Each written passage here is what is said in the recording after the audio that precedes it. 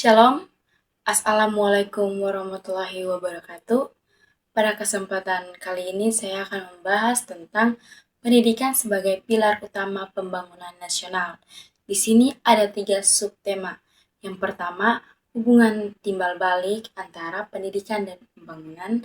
Yang kedua, optimalisasi kualitas sumber daya manusia melalui pendidikan. Yang ketiga, tantangan dan strategi pembangunan pendidikan di era modern. Oke, kita akan membahas.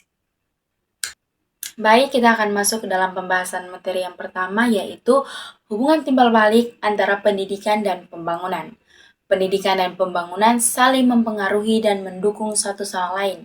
Pendidikan menghasilkan sumber daya manusia yang berkompeten untuk mendukung pembangunan ekonomi, sosial, dan budaya. Sebaliknya, pembangunan memerlukan pendidikan berkualitas agar masyarakat dapat berkontribusi efektif dalam kemajuan negara. Contohnya, pembangunan infrastruktur seperti pabrik membutuhkan tenaga kerja yang terampil dari pendidikan vokasi. Kita akan masuk ke dalam pembahasan materi yang kedua, yaitu optimalisasi kualitas sumber daya manusia melalui pendidikan. Pendidikan berperan penting dalam meningkatkan kapasitas dan kompetensi sumber daya manusia. Dengan pendidikan yang optimal, seseorang tidak hanya memiliki pengetahuan, tetapi juga keterampilan dan sikap yang mendukung produktivitas kerja dan inovasi. Program pelatihan dan kurikulum yang relevan dapat membantu mengembangkan potensi individu dengan maksimal.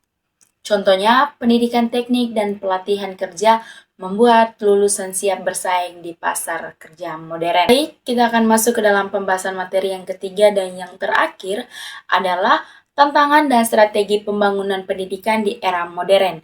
Tantangan utama pendidikan saat ini adalah mempersiapkan generasi yang adaptif terhadap teknologi dan perubahan cepat dunia.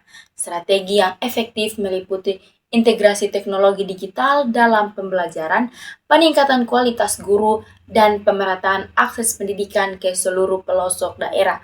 Hal ini agar pendidikan tidak tertinggal dan mampu menghasilkan sumber daya manusia yang siap menghadapi tantangan global. Contohnya, penggunaan pembelajaran elektronik selama pandemi meningkatkan akses pendidikan meskipun terbatas secara fisik. Jadi, kesimpulan yang saya ambil adalah pendidikan dan pembangunan saling mendukung untuk kemajuan bersama. Pendidikan meningkatkan kemampuan dan kualitas manusia agar siap berkontribusi dalam pembangunan.